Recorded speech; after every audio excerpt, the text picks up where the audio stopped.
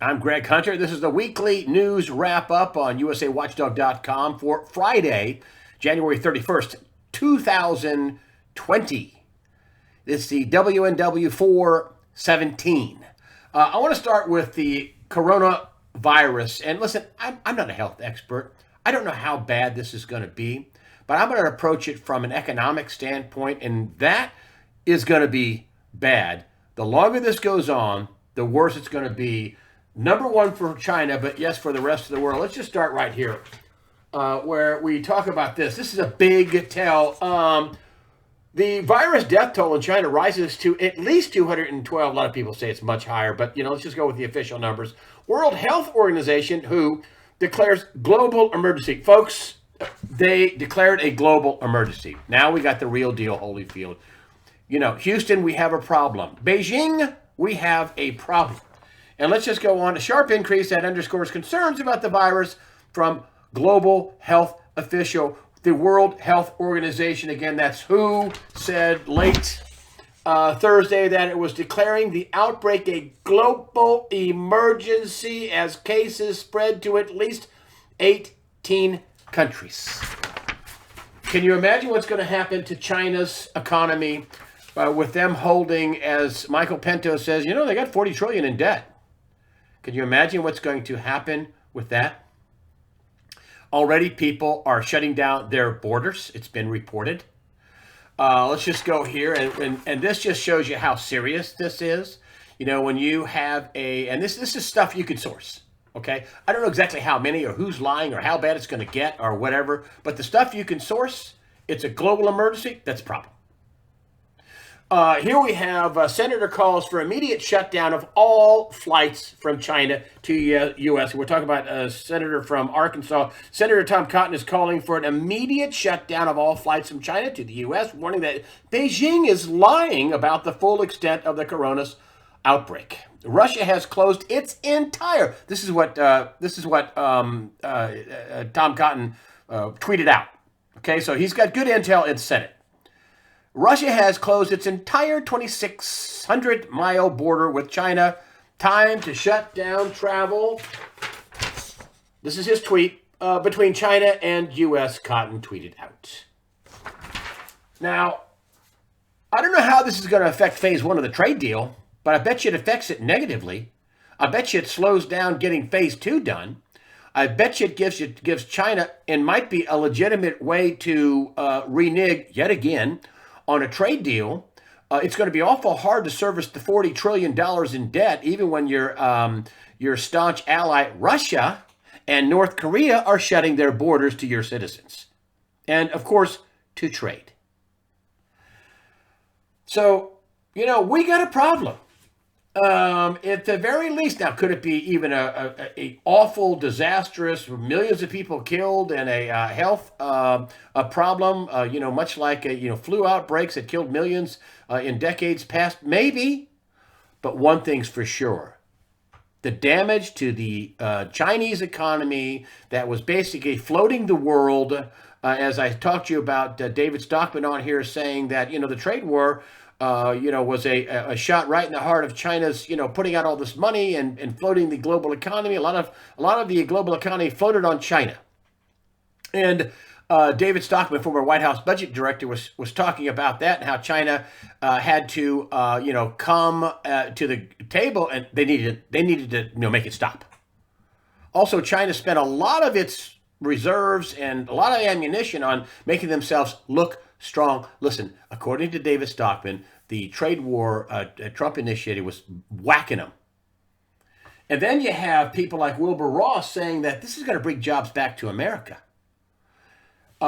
You also have, and let me just get this here. You have a big officials, that I like to quote. And listen, this is Ray Dalio, and at the Davos World Economic Forum, this hadn't really fully taken off yet.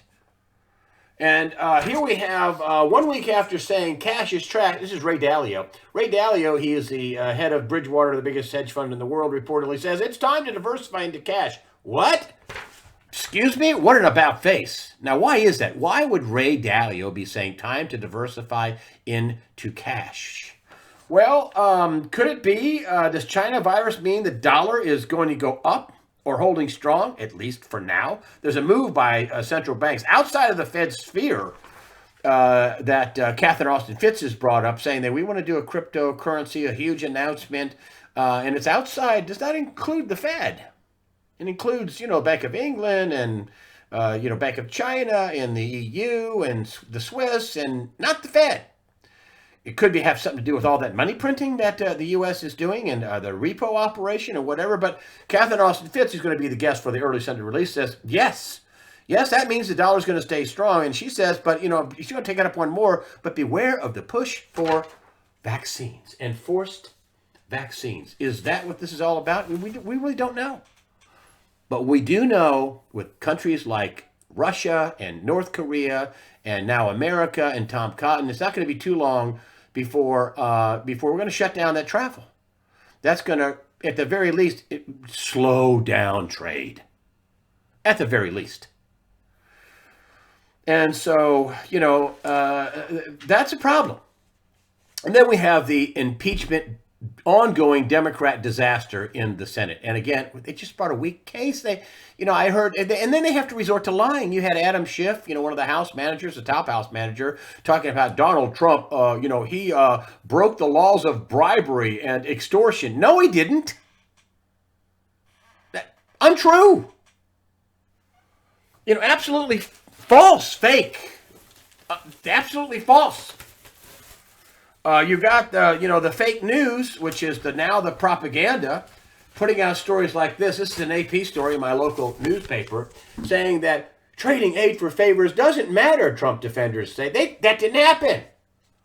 That only is if it is true that didn't happen. Listen, they didn't even know the aid was being held up. And I don't want to mean to parrot the case of the Democrats, but these are facts. They didn't know they didn't feel threatened. They didn't know the case was being held up. They didn't start an investigation, and they got the aid. And even if the president of the United States says, whoa, we're worried about Hunter Biden and Joe Biden selling his office, whether he's running for office or not, this is a big kickback scheme. I want to hold this up. He can do that, which is what this impeachment's all about. Trump is interrupting their big giant kickback scheme and money making scheme for the Democrat Party. After all, the Democrat Party is in trouble. They had to borrow about $10 million in the middle of 2019. Now you have stories surfacing. Tom Perez, the head of the DNC, after the election is going to get, a little bit of a parachute, $60,000, $70,000 along with the other top people. And they're like, in a money, a hard time for Democrats to be raking in any kind of campaign donations. They're already arranging some side of a golden, well, more like a bronze parachute for themselves to exit with the, so they can make it for a while from the Democrat Party. Their Democrat Party's in trouble. And that's what this impeachment's all about. And listen, it's awful. I mean, the case, you don't have to watch it. And you had Alan Dershowitz destroying the Democrat case. You had him mocking Maxine Waters, saying that impeachment is whatever we say it is. That because they don't really have actual constitutional articles of impeachment. They didn't even list a crime. This is how crazy this is. Then they're going to make up stuff and put words in people's mouth. You had Alan Dershowitz saying this is the lawlessness of the Democrats. Dershowitz is a Democrat. Oh, he must be catching all kinds of grief. He's saying, Maxine Waters saying, impeachment is what we say it is. And he says, no, it's not. It's what's laid out in the Constitution. This is illegitimate. This was an op. I mean, this was a complete and total op. This is not legitimate. They didn't show a crime. Obstruction of Congress and the articles that they put in, abuse of power. There's no crime. And then you have Rand Paul, and here's what shows it's a real op, and also how corrupt our America is. Rand Paul reads Eric Ciaramella question. He is the whistleblower, widely reported. I'm not saying anything that you can't find. question after getting snubbed by Chief Justice, and here's why, and here's more of the story. Here's this question. This is the real question. Are you aware that House Intelligence Committee staffer Sean Misko, he worked for Adam Schiff, had a close relationship with Eric Ciaramella, the so-called quote-unquote whistleblower, while at the National Security Council together? And are you aware and how do you respond to reports that Ciaramella and Misko may have worked, hold on, we're going to get there, together to plot? This is what he wanted to ask on the Senate floor. Impeaching the president before there were formal House impeachment proceedings. They also brought up the fact that, that he went to Schiff staffers. This is widely reported. And therefore, Schiff knows who he is. He also lied about that. But went there, and they drew up the paperwork and crafted it before they turned it into the Inspector General, which changed the rules of being a whistleblower so you could put hearsay information out there. He didn't hear any of this stuff. It's totally made up. This is also widely reported that Reuters watched. So why didn't he allow this question? Okay. He also put a question without Ciaramella's name on there, talking about that it's an op. Why can't we ask questions of this, and why can't we delve into how this Ciaramella is a CIA employee? And so Roberts has been widely reported as saying that Roberts told senators that he wouldn't read Paul's question, and Paul took 2 shots at this, or any other question that would require him to publicly say the whistleblower's name or otherwise reveal his identity, which has been widely reported as a CIA analyst, Eric Ciaramella, who worked for the National Security Council under Obama and Trump administrations, and who consulted with Rep. Adam Schiff, that's why he's a witness in this case, and staff prior to the filing. This is an op. And of course, the Chief Justice of the Supreme Court, John Roberts, is covering the Democrats. They want you to think this is some really heartfelt whistleblower. He's not a whistleblower. He's a leaker. He doesn't get any kind of anonymity. Otherwise, any anonymous source can try to take down the president. We can't show who they are. That's only in very narrow aspects of his identity, but not here.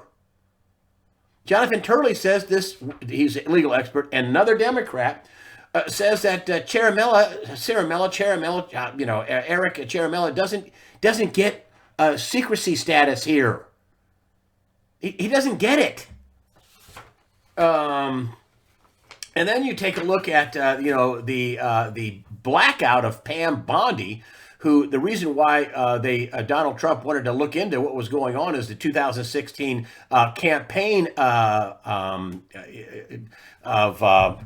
the United States, and how people were intervening in it, and apparently it looks like the Russians and the Ukrainians were intervening for the Democrats, because Hunter Biden had a job with a corrupt oil company that Joe Biden is on camera wanting to fire a prosecutor looking into Burisma and Hunter Biden, and he's on camera at the Council on Foreign Relations saying, I said you got to fire the prosecutor, you don't get your $1 billion. I mean, that's a real quid pro quo. That's really using government taxpayer money to try to get some personal gain.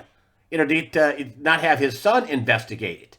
And of course, he's at the Council on Foreign Relations, which is the original anti-We the People group. And he's telling him this. Why would he tell him that? He's telling him this because he wants to say, I'm your thug. I'm your criminal. Hillary's out of the picture. I'm your criminal.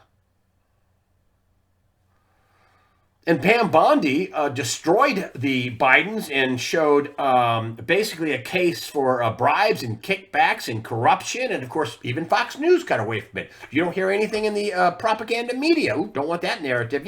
All you hear is this was debunked. No, it wasn't. Pam Bondi is the former Attorney General of Florida, and is very familiar with fraud cases and how to lay it out, along with Rudy Giuliani, who is a former mayor of New York, and before that, he was a top federal prosecutor in the Southern District of New York, and he's been over in Ukraine building a corruption case against the Bidens and other Democrats. And that's what this is all about. Heaven forbid you can't cut off any source of funding, kickbacks, bribes, or any kind of corruption for the Democrat Party, and in some cases even some of the rhino Republicans like Mitt Romney and friends of his. Which brings me to this idea that somehow Mitch McConnell and the rhino Republicans were going to impeach Trump. That ain't going to happen. Not going to happen. You even got Democrat senators like Joe Manchin, who wants to be governor of West Virginia, and Semina from Arizona, and also, what's his name, Jones from Alabama. They're Democrats, and they're in red states, and they would like to be reelected again. But you're going to probably get at least one, maybe two, maybe all three vote no on removal for President Trump. And then could you imagine the conversations going on behind the scenes with Mitch McConnell and people like Mitt Romney, who poll numbers out there in Utah say 60 some out, 60, 70% of the people went, no, don't, what are you doing? Don't do this to the president. And then can you imagine you being the one or two Republicans that's going to vote to remove the president from office, and there's no way it's going to happen? They're likely going to have a majority, and actually a bipartisan majority saying, no, not going to do it. I'm not going to do it. It's an awful case. If they had a case where he actually did something, the president, a big maybe, but this is a big no. I've been following this case since the beginnings, the secret back room downstairs, redaction of transcripts, secret witnesses, secret testimony, withholding of information, not allowing the Republicans to ask questions, have witnesses, no due process. This was the case that came out of that. They had it completely lopsided, and it was still an awful week of fraud, a constitutional fraud with no designated laws broken, felonies done, just, these stupid impeachment articles. And then they have the question and answer period, and all the redundancy with the Democrats, and all the words, the lies, the words. You had Alan Dershowitz saying they completely mischaracterized what I said. They're just lying. Like the president of the United States, broke the bribery laws. No, he didn't. And it's not in the articles of impeachment. He also, broke, laws about extortion. No, he didn't. No, actually, there are no laws listed where the president broke anything. This is not going well for Democrats, which is why they're already with this stupid cover-up. It's a cover-up. The only thing that you could possibly cover up is the out-and-out fraud, lying, cheating, and incompetence by the Democrats that brought this desperate attempt, because they're losing on every front. They're losing black voters. They're losing Hispanic voters. They're losing independent voters. They're also losing with voter fraud. Here, look what I got. I got this election fraud thing, this election thing, where they're talking about, hold on, they're talking about a photo ID in North Carolina and a free ID card. And can I vote? Do not have an RD card? No, you can't. I mean, this is what's coming in North Carolina and many other places, and they're going to stop the election fraud. They've cut way back on the illegal immigration. They're going to stop the election fraud in many states with this ID thing that North Carolina has. Nobody likes the ideas of giving all illegals health care, sanctuary cities. I kid you not, this is some crazy liberal judge in a county next to me, Forsyth County. There was a guy being held for attacking 5 different women. Now, a couple of them were prostitutes, but he was choking them and beating them. One of them was a 14-year-old girl that he picked up a brick. He kidnapped her. He took her off in the woods somewhere and held the rock and said, listen, if you don't perform a sexual act on me right now, I'm going to cave your head in. He said this to a 14-year-old girl. He was being held on $5.5 million bond, and some liberal nutty judge went, no more bond. No, come back in September. You got to promise you're going to come back in September. This is the Democrat plan to destabilize America. with these district of attorneys, the DAs that will not prosecute crime, that will let people go that commit crime, that let a guy with a $5.5 million bond out with nothing, promise to come to court in September of 2020 and don't do anything wrong. Don't pick up another rock and try to bash some 14-year-old girl in the head to make her do some sexual act on you. Folks, I kid you not. This is what the Democrats are pushing. And if you look at the cases, for example, and Rudy Giuliani, I think he's just wait until impeachment's over and he can start pounding away on all this. This is a guy that knows how to present a case.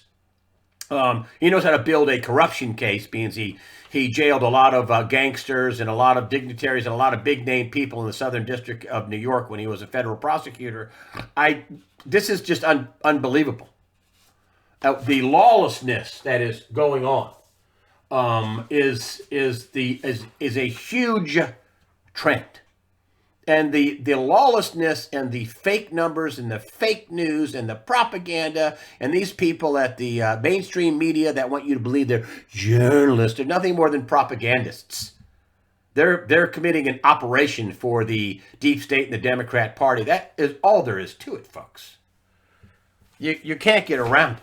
And then you have things like this. Look at the way they reported this, Like this is like, former Wells Fargo CEO, this is another Associated Press, which none of these journalists can ask, hey, why is this guy getting a fine when he committed fraud? I call Wells Fargo Wells Fraud Go. And this is federal regulators fined Stumpf $17.5 million for his role in sales practices scandal. You mean a role that includes ripoffs and frauds against their own customers and fines and everything else? Not just with him, but nobody ever goes to jail for this. Oh, well, just a fine.